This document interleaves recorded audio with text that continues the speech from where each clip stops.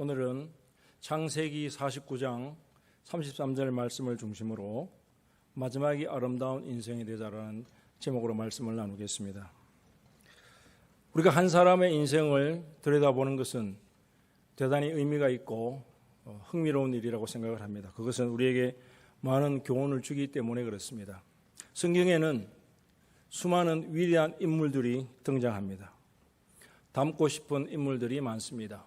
아브라함이 그렇고 모세가 그렇고 또 다윗, 다니엘, 신약에 와서는 스데반 집사님이나 바울과 같은 이러한 위대한 인물들이 많습니다. 저는 개인적으로 다윗을 좋아합니다. 그가 어린 나이였지만은 골리앗과 맞서는 그의 용기, 그리고 죽을 고비에서도 하나님을 순전하게 찾는 그의 믿음과 그리고 그의 사랑의 마음은 언제나 저에게 감동을 주고 또 도전을 주기도 하는 것입니다.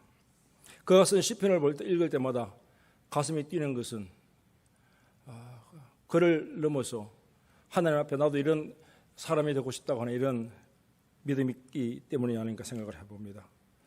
지금 우리가 사는 세상은 금수저다 은수저다 하면서 불만에 가득 찬 그런 분위기입니다. 물론 우리가 현실은 무시할 수 없는 사실입니다. 태어나면서부터 금수저를 입에 물고 태어난 사람들이 있고 부모와 조상들의 물려받은 유산을 통해서 태어나면서부터 다른 인생을 사는 사람들이 많습니다. 우리가 그것을 생각할 때마다 우리는 신세에 한탄하기가 쉽습니다. 그러나 신세에 한탄에 머물러 있다고 하는 것은 굉장히 어리석은 일이라는 사실입니다. 그 이유는 우리의 시작은 내가 어떻게 할 수 없다는 이유 때문이기도 합니다. 더 중요한 이유는 시작보다는 마지막이 더 중요하기 때문에 그렇다고 하는 사실입니다. 시작이 아무리 좋고 출발이 좋아도 마지막이 추하다면 그것은 정말로 어리석은 것이죠. 성경에 나오는 인물 중에 사울 왕이 있습니다. 사울은 비교적 좋은 가문에서 태어나서 준수한 청년으로 이스라엘의 초대 왕으로 선택이 되어서 왕을 했습니다. 그의 처음 시작은 그렇게 나쁘지 않았습니다.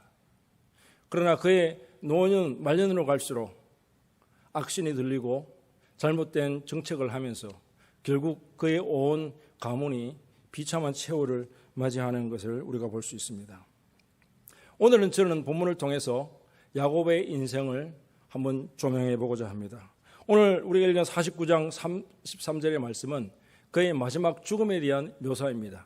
성경은 이렇게 이야기합니다. 야곱이 아들에게 명하기를 마치고 그 발을 침상에 모으고 숨을 거두니 그의 백성에게로 돌아갔더라. 성경이 이렇게 얘기합니다. 야곱의 시작은 그렇게 좋은 상황은 아니었습니다. 태어나면서부터 쌍둥이 동생으로 태어났고 두 번째라고 하는 말은 사실은 존재감이 없다는 그런 말이라고 할 수 있습니다. 그는 어려서부터 속이고 빼앗는 욕심이 많은 그런 사람이었고 둘째가 가지고 있는 아마 그런 컴플렉스를 가지고 있지 않았을까 생각을 해봅니다. 그래서 형의 장자권을 빼앗고 그리고 아버지를 속이면서까지 축복을 빼앗습니다. 결과적으로 그는 도망자가 되어서 20년 세월을 외삼촌 라반의 집에서 보내게 됩니다. 밤낮 수고하고 일하면서 많은 것을 얻었지만은 그가 보낸 20년 세월은 결코 짧지 않은 세월이었고 험악한 세월이었고 그가 47장에 보면은 창세기 47장에 보면은 바로왕 애굽왕 바로를 만났을 때에 우리 조상들의 나이에 비해서 내가 연소하지만 험악한 세월을 보냈다. 그렇게 고백할 정도로 그의 인생은 힘든 세월을 보냈습니다. 그런데 그의 마지막 인생의 부분들을 쭉 살펴보면 우리 참 놀라운 사실을 발견할 수 있습니다. 그것은 그의 마지막은 굉장히 아름다웠다고 하는 사실입니다. 그는 마무리를 잘했던 인물 중에 한 분이었습니다. 오늘 33절 2를 읽어보면 이렇게 얘기하고 있죠. 그가 그 발을 모으고 침상에 모으고 숨을 거두니 그의 백성들에게 돌아갔다. 성경은 그렇게 얘기합니다. 이것은 단순히 그가 죽음을 잘 죽었다, 평안히 죽었다 이런 의미를 넘어서 그의 인생을 잘 마무리했고 아름다운 인생을 보냈다는 것을 우리에게 이야기해 주는 것이라고 생각을 합니다. 야곱은 아름다운 인생을 보낸 사람입니다. 더 정확히 말하면 시작보다 더 끝이 아름다운 인생을 보냈습니다. 그러면 구체적으로 야곱이 보낸 그 마지막 인생 어떻게 보냈을까? 성경 창세기 35장 이후에 그의 일대기를 볼 수 있는, 그의 마지막 부분을 볼 수 있는 이야기들이 쭉 나와 있습니다. 한번 함께 살펴보도록 하겠습니다. 적어도 4가지 정도가 그를 마지막 삶을 아름답게 했다고 저는 생각을 합니다. 첫 번째는 야곱은 자족할 줄 아는 사람이었습니다. 자족이라고 하는 것은 스스로 만족을 느끼고 그리고 다른 사람들을 배려하는 이런 마음까지를 포함하죠. 우리가 잘 알다시피 야곱은 본래 욕심이 많은 사람이었습니다. 그런데 마지막에 가서는 자족할 줄 알게 됩니다. 창세기 43장 1절과 2절에 보면 팔레스틴 땅에 기근이 들어서 그 자식들을 보내서 이미 1차로 양식을 구해와서 다 먹은 상황이었어요. 두 번째로 애굽에 한 번 더 양식을 구하러 가는 이런 상황에서 그가 아들들에게 이렇게 이야기합니다. 너희는 가서 양식을 조금 사라. 영어에는 어리들 뭐 이렇게 기록되어 있습니다. 야곱이 아마 젊었을 때라면 그는 가능한 대로 많은 것을 사와라. 왜냐하면 그 당시 야곱의 가족들은 70여 명으로 상당히 큰 대가족이 아닐 수 있었어요. 이 70여 명의 가족들을 건사하기는 결코 쉽지 않았죠. 언제 기근이 끝날지도 모르는 이런 상황에서 야곱은 양식을 조금만 사와라. 이것은 그의 변화된 모습을 보여주는 단적인 예라고 생각을 합니다. 여러분, 어떤 위기 상황이 오면은 사람들은 사재기를 합니다. 이것은 한국 사람이나 미국 사람이나 마찬가지인 것 같아요. 여기도 허리케인이 오고 스톰이 오거나 무슨 문제가 생기면 월마트나 슈퍼마켓 가면은 물건이 다 동나버리고 구입할 수 없는 이런 상황이 오기도 합니다. 이번 팬데믹 때에도 그런 예가 많이 있었죠. 인간의 욕망은 끝이 없고 그 일로 인해서 사람들이 죽음을 맞기도 하고 감옥에 가기도 합니다. 그런데 성경은 우리에게, 주님은 우리에게 자족할 줄 알기를 가르치고 계셨습니다. 예수님께서 그의 제자들에게 주기도문을 가르치실 때에 그 내용 중에 이런 내용이 나오죠. 일용할 양식을 주옵시고. 자족한다고 하는 것은 오늘 일용할 양식을 달라고 구하는 것과 같은 것입니다. 그것이 자족이에요. 스스로 만족할 뿐 아니라 다른 사람들을 배려하는 정신이 그 속에 있는 것이죠. 물질의 욕망에서 자유할 수만 있다면 경건에 큰 유익이 된다고 디모데전서 6장 6절에서는 우리에게 말씀하고 있습니다.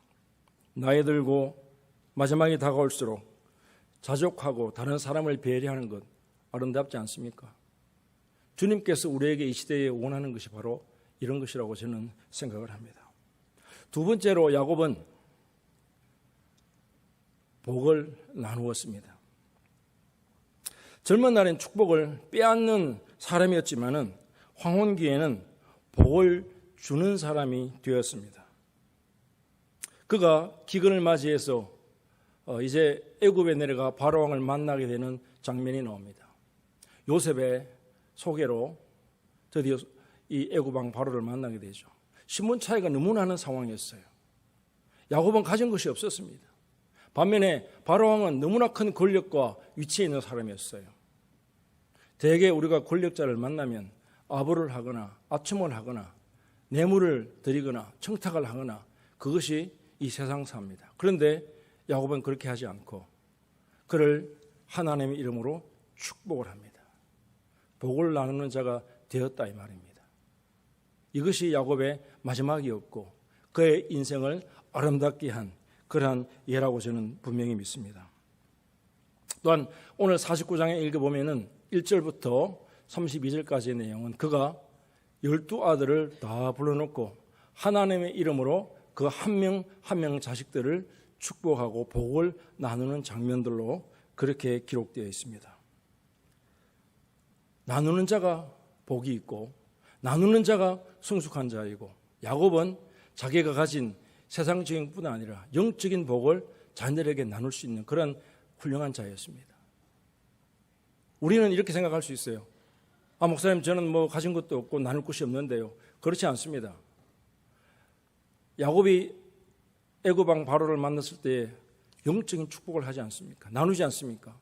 우리는 우리 자녀 세대, 이웃에게 하나님이 받은 복을, 영적인 복을 나누는 것, 이것이 얼마나 귀한 나눔인지 우리가 아셔야 할 줄로 믿습니다. 여러분, 마지막이 아름다운 인생은 받기보다는 나누기를 열망하는 것입니다. 나이 들어서 나이 들수록 자꾸만 받으려고 하고 취하려고 해보세요. 얼마나 추합니까? 그러나 나누는 인생 얼마나 값지고 복 있는지 모릅니다. 어제 제가 차에 이제 그 타이어를 한번 점검하려고 가까운 샵에 가서 비가 오는 상황이 있는데 그 젊은 형제가 우의를 입고 일을 하더라고요. 평소 같으면 그냥 땡큐하고 지나갔을 텐데 타이어 공기압을 점검해 주는 형제에게 그런 마음이 들었어요. 작은 것이라도 나누는 것이 좋겠다. 그래서 저의 지갑 속을 열어서 얼마 안 되는 돈이지만 그에게 팁으로 주게 되었습니다. 또 그때 저는 그의 형제의 얼굴이 미소를 잊을 수가 없어요. 너무 감사한 그런 표정이었고 저도 마음이 너무나 흡족했습니다. 나누는 것이 우리 인생을 더 귀하고 아름답게 하는 것인 줄로 믿습니다. 야곱은 나눔의 삶을 살았다는 것을 오늘 우리에게 보여주고 있습니다. 세 번째로 야곱은 영적인 눈이 밝아졌습니다. 창세기 48장 10절에 보면 야곱의 눈이 어두워졌다고 그렇게 얘기합니다. 나이가 들수록 눈뿐 아니라 모든 장기가 그 기능을 점점 잃어버리게 되고 우리가 활동하기가 어려운 지경이 되죠. 자, 그런 상황에서 17절과 19절에 읽어보면은 이 요셉의 두 아들 므낫세와 에브라임을 축복해주는 장면이 나옵니다. 오른손으로 축복하는 것은 장자에게 하게 되어 있고 왼손의 축복은 차자에게 하는 것이 세상 도리이고 전통이고 그렇게 원칙입니다. 그래서 요셉이 야곱의 오른손 앞에 장자를 왼손 앞에 에브라임을 앉혔는데 웬걸요? 야곱이 이 두 손자를 축복할 때에 손을 어긋맡겨서 이렇게 축복 기도를 해주게 되었어요. 요셉이 너무나 이상해서 아버지에게 물었습니다. 아버지, 이건 아니죠? 그때에 야곱이 이렇게 얘기합니다. 나도 안다. 이 말은 무슨 말입니까? 육신의 눈은 흐려서 잘 보이지 않지만 그러나 내가 지금 축복 기도하는 것은 하나님의 뜻을 따라서 하는 것이다. 이런 것을 그 아들에게 이야기하는 것이죠. 영적인 분별력, 이것이 바로 영안이 열린 그런 것을 말합니다. 하나님의 뜻이 무엇이고 하나님이 지금 나에게 원하는 것이 무엇인지를 깨닫고 그것을 하나님 앞에서 그리고 사람들 앞에 드러내는 것, 이것이야말로 영적인 눈이 열린 사람이라고 저는 믿습니다.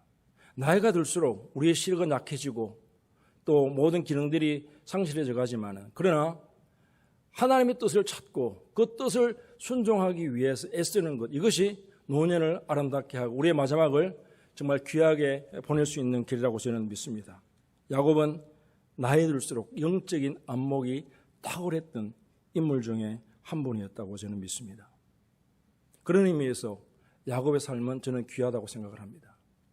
네 번째로 우리 야곱의 삶은 예배를 소중히 여기는 삶이었습니다. 성경을 읽어보면요, 야곱의 할아버지 아브라함 또 야곱의 아버지인 이삭 갈 때마다 희생 제사를 드렸다. 성경이 여러 차례 기록하고 있어요. 그런데 유독 이상한 것은요, 야곱이 어디를 가서 뭘 할 때마다 희생 제사를 드렸다. 그렇게 기록해 놓은 것이 없다는 것입니다. 정확히 말하면 야곱은 하나님을 예배하지 못했던 사람이었습니다.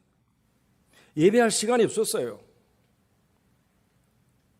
예배할 열망이 없었던 사람입니다. 왜 그랬을까요? 일하느라 바빠서 그렇습니다. 도망자 신세로 외삼촌 라반의 집에서 20년을 보내고 거기 보면은 나중에 라반을 만나서 그렇게 고백하죠. 내가 밤낮 쉬지 않고 눈붙일 겨를 없이 일했다. 사실입니다. 낮에는 더위와 싸우고 밤에는 추위와 싸우면서 양떼를 돌보고 이것이 야곱의 일이었어요. 그러다 보니까 하나님을 예배하고 하나님을 제사하는 것에 대해서 소리할 수밖에 없었던 사실입니다. 그러니까 성경은 야곱에 대해서 그렇게 기록할 수가 없었던 것이죠. 그런데 놀라운 변화가 있습니다.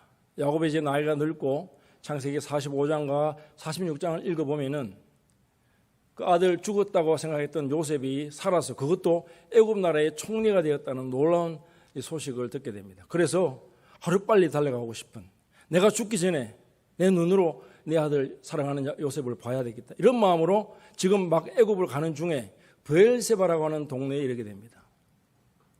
거기서 희생제사를 쌓았다고 성경이 그렇게 이야기하고 있습니다. 여러분, 우리가 사랑하는 자, 아들을 보러 갈 때는 얼마나 마음이 급합니까? 한시라도 머물 수 없죠. 그런데도 불구하고 이 야곱은 하나님 앞에 제사하는 걸 잃지 않고 희생제사를 드렸던, 예배를 드렸던 그러한 사람이었습니다. 야곱은 죽을 때에도 하나님께 예배를 드렸습니다. 히브리서 11장 2절에 이렇게 이야기합니다.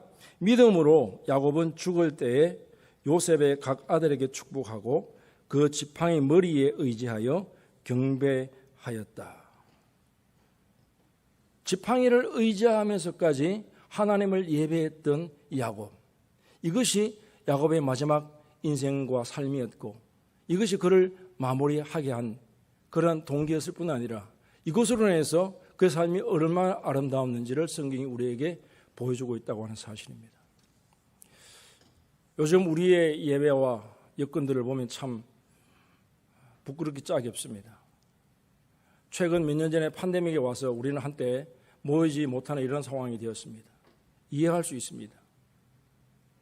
그런데 지금은 팬데믹이 끝나고 얼마나 자유롭게 움직일 수 있는 이런 상황이 되었음에도 불구하고 여전히 TV 앞에 앉아서 인터넷으로 예배를 드리는 이런 상황이 있고 자기의 필리에 따라서 예배하는 이런 세태가 지나가고 있습니다.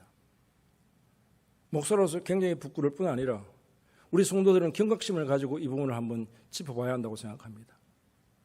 인터넷으로 예배 드리는 것이 다 나쁘고 그런 것은 아니라고 봅니다.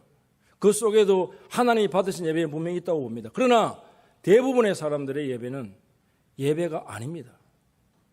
예배는 그렇게 하는 것이 아니죠. 그 마음 중심에 하나님으로 인한 열망이 충만하고 하나님을 온전히 경배하는데도 불구하고 내 필요에 의해서 세상적인 방법으로 이것은 진정한 예배라고 보기 어렵다고 하는 사실입니다. 사랑하는 성도 여러분, 우리는 젊은 날 예배하기 어려운 환경을 가질 수 있습니다. 정말 먹고 사느라고 미국에 이민 와서 힘들게 일하면서 자식들 건사하고 키우기 위해서 노력하는 가운데 우리는 예배에 소홀할 수 있습니다. 야곱이 그랬습니다. 그러나 그의 노년 마지막에 갈수록 그는 예배하였고 오늘 히브리서에 있는 말씀대로 지팡이를 의지하면서까지 예배했던 그러한 예배를 소중히 여겼던 사람이었습니다. 저는 이것이야말로 우리에게 큰 도전과 울림을 준다고 믿습니다. 예배를 귀하게 여기고 예배를 소중히 여기는 것, 이것이 우리 인생을 풍요롭게 하고 아름답게 하고 우리의 마지막을 귀하게 할 수 있는 하나님의 은혜라고 저는 믿습니다. 지금까지 몇 가지 야곱의 어떤 마지막을 아름답게 한 삶을 나눠봤습니다. 야곱은 자족할 줄 아는 사람이었고 그리고 나눌 수 있는 사람이었고 영안이 열려서 하나님 뜻을 분별하였고 무엇보다도 예배를 소중히 여기는 삶을 살았습니다. 그렇다면 우리가 한번 생각해 봐야 하지 않겠습니까? 무엇이 야곱으로 하여금 그를 변화되게 하였습니까? 원래 그는 욕심이 많았고 속이고 빼앗는 자였는데 이렇게 그가 인생이 변화되고 바뀌게 된 요인이 무엇이었을까요? 저는 적어도 두 가지가 있다고 생각을 합니다. 첫 번째 이유는 그는 고난에 참여했던 자라고 하는 사실입니다. 그가 도망자로서 20년을 세월을 보내면서 그가의 고백대로 그는 밤낮 없이 일해야 했습니다. 낮의 더위와 밤의 추위를 견디며 양떼를 돌보는 일, 쉽지 않은 일이었습니다. 그가 고백한 대로 그는 험악한 세월을 보냈습니다. 그의 인생의 고난이 그로 하여금 겸손하게 하고 그의 인생을 바꾸는 하나님의 방법이 있다는 것입니다. 그가 나중에 고향으로 돌아가서 형 에서를 만날 때 어떻게 합니까? 바싹 엎드리는 모습을 보지 않습니까? 겸손해진 이 야곱의 모습이었습니다. 성경에 나오는 위대한 인물들은 다 이 고난의 풍물을 한 번씩은 다 거친 사람들이었습니다. 모세를 한번 보시기 바랍니다. 하나님께서 그를 출애굽의 위대한 제도로 사용하기까지 그는 많은 훈련을 받았습니다. 초기 첫 40년은 애굽의 왕궁에서 왕자로서의 그런 기쁨과 최상위급 교육과 그리고 환경 속에서 자라갔습니다. 그러나 그의 40년 어땠습니까? 완전히 신세가 180도 바뀌었어요. 광야에서 양떼를 치는 목자로서 애굽 사람들이 가장 싫어하는 직업이 이 목자였다는 것을 여러분 아시기 바랍니다. 완전히 인생이 바뀌어서 40년을 양의 똥을 치고 말도 듣지 않는 그 양떼들을 인도해 나가는 이런 삶을 살았던 것이죠. 그것이 고난이었고 그러나 그것은 하나님의 훈련이었습니다. 고난은 하나님이 하나님의 사람들을 하나님 사람 되고자 사용하시는 하나님의 도구요 방법이라는 사실입니다. 그리고 결국 430년 동안 애굽의 노예 생활을 하던 이스라엘 백성들을 가나안 땅으로 이끌어가는 그런 위대한 지도자가 되지 않습니까? 고난이 그를 하나님의 종으로서 위대한 지도자가 되게끔 하는 원동력이었다고 저는 생각을 합니다. 여러분 다윗을 한번 보시기 바랍니다. 다윗은 어떤 인물입니까? 순탄하게 왕이 된 인물이 아닙니다. 수도 없이 죽을 위기를 넘기고 고비를 넘기면서 그리고 하나님의 능력과 은혜로 그가 왕이 되지 않습니까? 고난의 풀물을 거친 사람이었습니다. 여러분 예수님을 보십시오. 예수님은 하나님의 본체이시고 하나님 자신이십니다. 그런데 우리를 사랑하사 우리 위하여 이 땅에 인간의 몸을 입고 오셨고 그리고 십자가에서 피와 물을 다 쏟으시고 자신을 희생하기까지 고난 당하신 분이셨습니다. 그렇기에 하나님께서 그를 지극히 높은 이름에 세우셨고 그리고 부활의 영광에 참여하는 부활의 첫 열매가 되는 놀라운 은총을 입게 하신 것입니다. 고난은 우리를 변화시키는 하나님의 방법입니다. 그러므로 지금 여러분 속에 고난이 있다면 그 고난을 묵묵히 받아들이고 이겨나가시기를 축복합니다. 이 훈련이 끝나면 언젠가 하나님께서 우리를 하나님의 일에 귀하게 사용할 줄로 믿습니다. 그런데 무엇보다도 이 야곱에게 중요한 변화의 요인이 있다고 생각합니다. 그것은 하나님과의 만남이라고 저는 믿습니다. 야곱은 그 인생에서 크게 두 번 하나님을 만납니다. 첫 번째 하나님을 만나는 사건은 그가 집을 떠나 사흘 길을 가서 도망자로 노숙할 때 베델이라는 곳에 이르러서 그가 돌베개하고 잠을 잘 때였습니다. 도망자였으니까 어느 정도 물과 양식을 가졌지만은 사흘 길을 갔다는 말은 이제 먹을 양식도 물도 다 떨어졌다는 걸 의미합니다. 이제 자기의 힘으로 살아갈 수 없는 지경이 이르렀을 때에 어느 날 그날 밤에 하나님께서 꿈에 나타나셨어. 내가 너로 하여금 너를 지켜주고 너로 하여금 이 많은 자녀들을 갖게 해주겠다. 그렇게 약속했을 때 그가 하나님 앞에 약속을 하죠.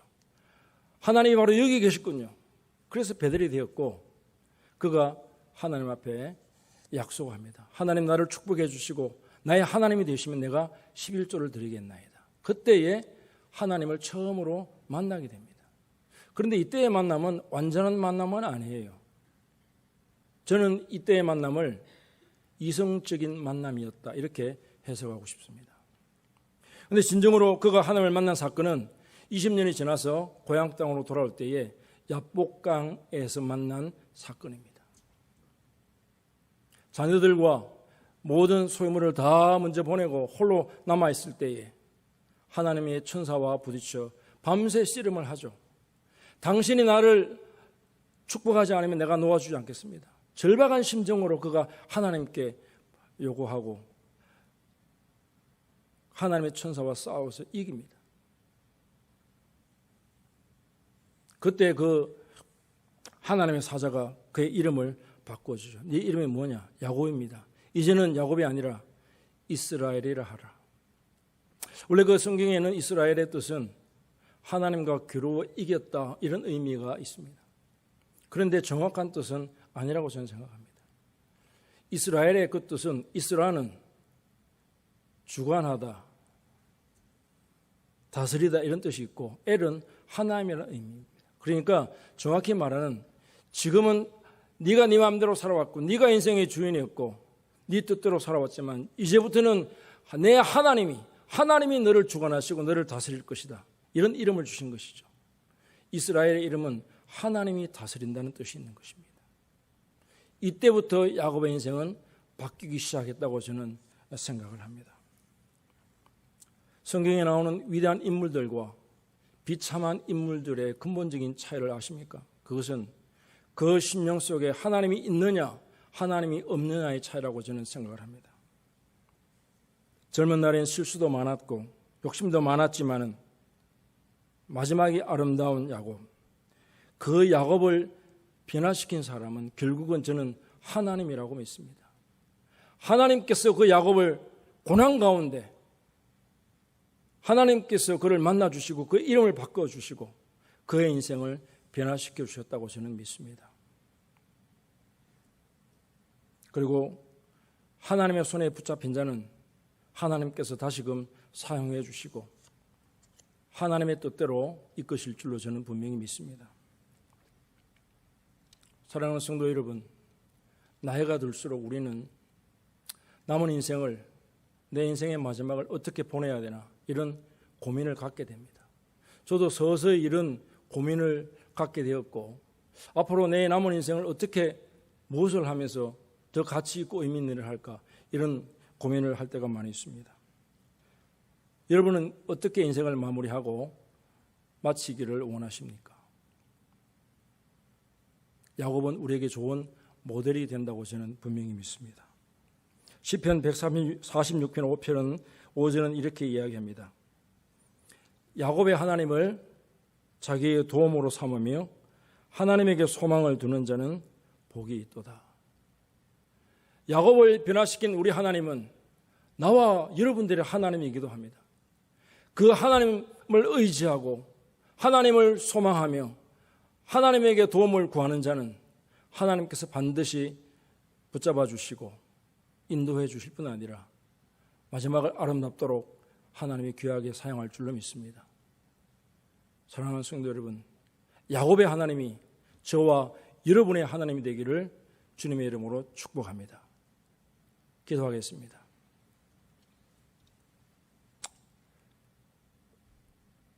하나님 아버지, 야곱의 하나님이 나와 우리 모든 성도님들의 하나님이 되기를 축복합니다. 축원합니다. 하나님, 야곱을 변화시키시고 그를 이스라엘의